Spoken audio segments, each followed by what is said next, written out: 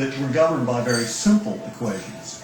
By putting these together, suddenly complexity emerged. The patterns suddenly came out as a natural consequence. And I think in many ways this was very, very unexpected.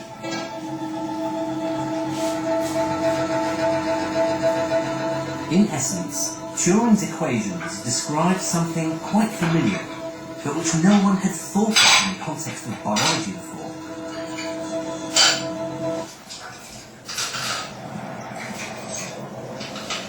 Think of the way a steady wind blowing across sand creates all kinds of shapes.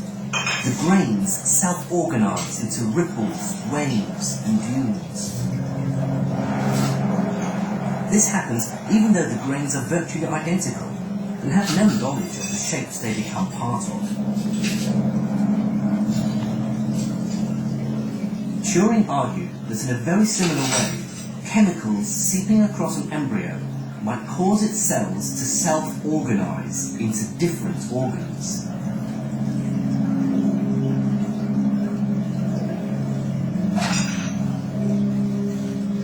These are Turing's own very rough scribblings of how this might work.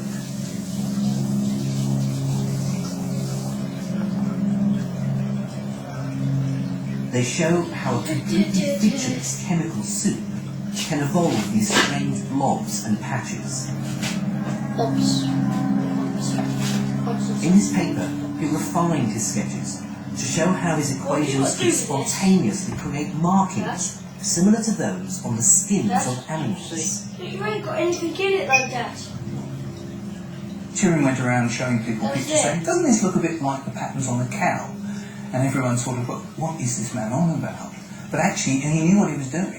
Because, yeah, indeed, his people, they did look like the patterns on a cow, and that's one of the reasons why cows have this sort of dappled pattern or whatever. So, an area where mathematics had never been used before, pattern formation involved, and markings. Suddenly, the door was open, and we could see that mathematics might be useful in that sort of area. So even though Turing's exact equations are not the full story, they are the first that man's looking piece up, of mathematical jumping, work that shows trying to the jump. possibility of doing this kind Is that of why you stuff. put that there? Okay. Thanks, Damon. I'll put it back where you